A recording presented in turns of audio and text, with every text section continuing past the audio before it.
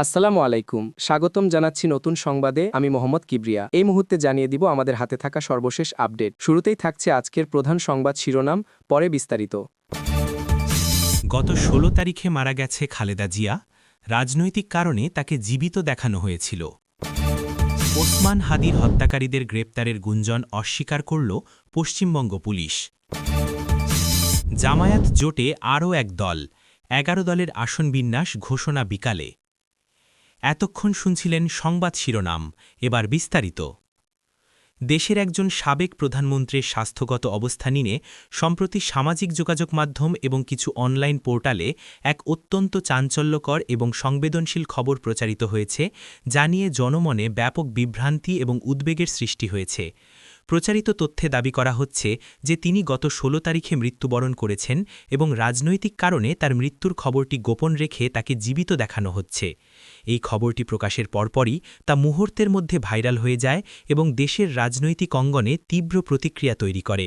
তবে এই খবরের প্রতিক্রিয়ায় তার চিকিৎসার দায়িত্বে থাকা বিশেষায়িত হাসপাতাল কর্তৃপক্ষ, তার ব্যক্তিগত চিকিৎসক এবং তার দলের সর্বোচ্চ পর্যায় থেকে দ্রুততার সাথে একটি জরুরি বিবৃতি প্রদান করা হয়েছে।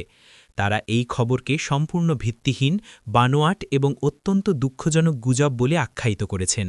হাসপাতালের পরিচালক এক প্রেস ব্রিফিংয়ে নিশ্চিত করেছেন যে তিনি এখনও জীবিত আছেন এবং বিশেষজ্ঞ চিকিৎসকদের নিবিড় পর্যবেক্ষণে আইসিইউতে চিকিৎসাধীন রয়েছেন।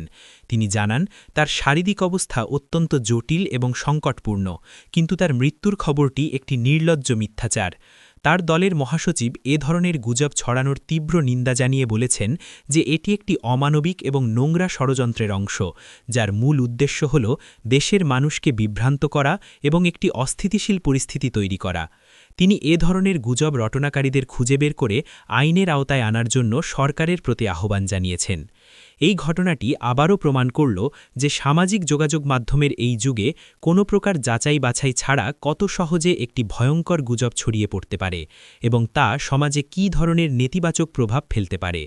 ফ্যাক্ট চেকারগুলো এবং দায়িত্বশীল গণমাধ্যমগুলো এই খবরটিকে ভুয়ো হিসেবে চিহ্নিত করেছে এবং সাধারণ মানুষকে শুধুমাত্র হাসপাতাল কর্তৃপক্ষ বা পরিবারের পক্ষ থেকে দেওয়া আনুষ্ঠানিক বিবৃতির উপর আস্থা রাখার জন্য অনুরোধ জানাচ্ছে।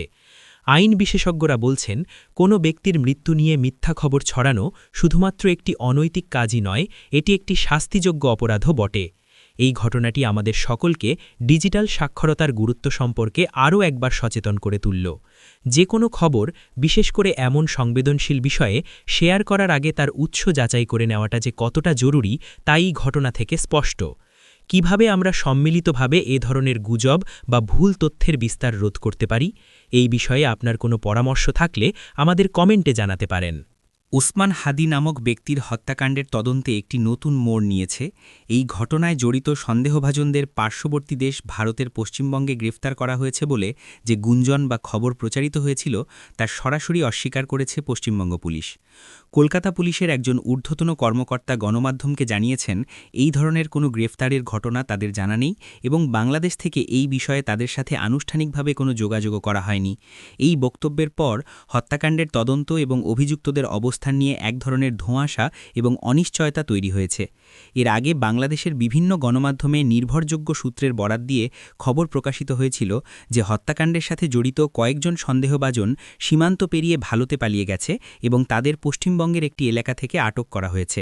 এই খবরে জনমনে এক ধরনের স্বস্তি ফিরে এসেছিল এবং আশা করা হচ্ছিল যে অপরাধীদের দ্রুত দেশে ফিরিয়ে এনে বিচারের মুখোমুখি করা হবে।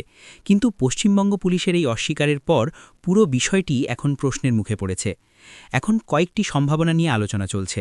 প্রথমত, হতে পারে যে গ্রেফতারের খবরটি আসলেই একটি ভিত্তিহীন গুঞ্জন ছিল, যা কোনো অবিশ্বস্ত সূত্র থেকে ছড়িয়ে পড়েছিল। দ্বিতীয়ত, এমনও হতে পারে যে কোনো অনানুষ্ঠানিক বা গোপনীয় অভিযান পরিচালিত হয়েছে, যা পশ্চিমবঙ্গ পুলিশ এই মুহূর্তে আনুষ্ঠানিকভাবে স্বীকার করতে চাইছে না। তৃতীয় সম্ভাবনাটি হল, সন্দেহভাজনরা হয়তো পশ্চিমবঙ্গে প্রবেশ করেছিল, কিন্তু গ্রেফতার হওয়ার আগেই তারা অন্য কোনো স্থানে পালিয়ে যেতে সক্ষম হয়েছে।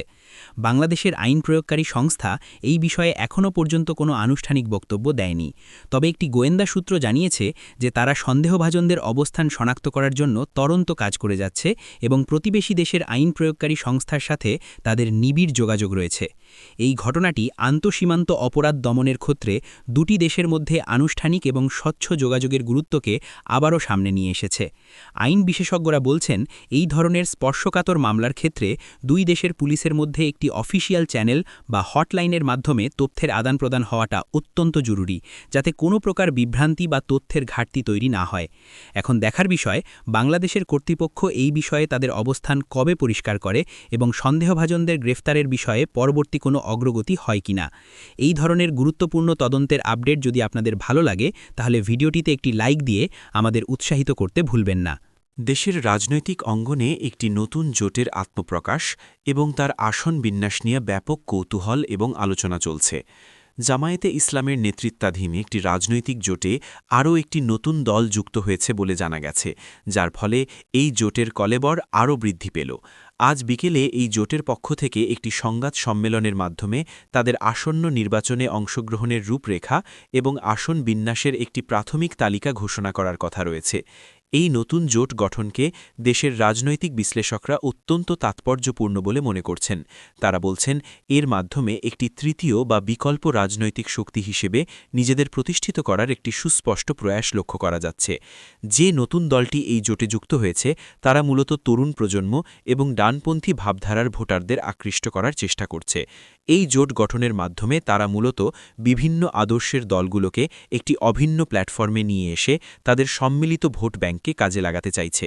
আজকের সংবাদ সম্মেলনে যে আসন বিন্যাসের তালিকা ঘোষণা করার কথা রয়েছে, তা নিয়ে জোটের শরিক দলগুলোর মধ্যে ইতিমধ্যেই কয়েক দফা বৈঠক হয়েছে।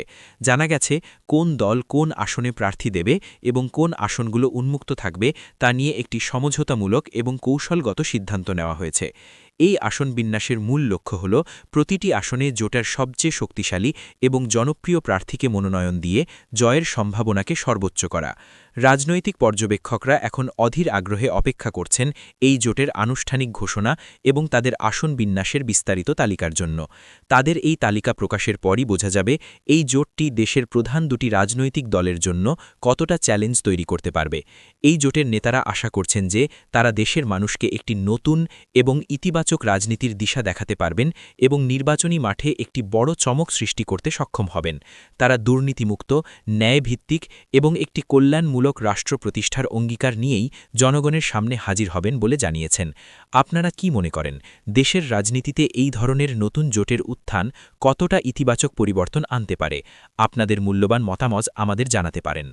দর্শক, এই ছিল আমাদের আজকের বিস্তারিত আয়োজন। প্রতিটি খবরই দেশের চলমান পরিস্থিতিতে অত্যন্ত গুরুত্বপূর্ণ এবং আমরা চেষ্টা করেছি প্রতিটি বিষয়ের গভীরে গিয়ে একটি নিরপেক্ষ এবং বস্তুনিষ্ঠ চিত্র আপনাদের সামনে তুলে ধরতে। আপনাদের মূল্যবান সময় দিয়ে আমাদের সঙ্গে থাকার জন্য অসংখ্য ধন্যবাদ। যদি আমাদের এই পরিবেশনা আপনাদের ভালো লেগে থাকে এবং তথ্যবহুল মনে হয়, তাহলে অবশ্যই ভিডিওটিতে একটি লাইক দেবেন। আপনাদের প্রতিটি লাইক আমাদের আরও ভালো কাজ করতে অনুপ্রাণিত করে। আর আপনি যদি আমাদের চ্যানেলে নতুন হয়ে থাকেন এবং এই ধরনের নিরপেক্ষ ও গভীর বিশ্লেষণমূলক খবর নিয়মিত পেতে চান, তাহলে এখনই চ্যানেলটি সাবস্ক্রাইব করে পাশের বেল আইকনটি অন করে রাখুন। এতে করে আমাদের নতুন কোনো ভিডিও আপলোড হওয়া মাত্রই আপনি সবার আগে নোটিফিকেশন পেয়ে যাবেন। ভালো থাকবেন, সুস্থ থাকবেন। দেখা হবে পরবর্তী কোনো গুরুত্বপূর্ণ আপডেট নিয়ে।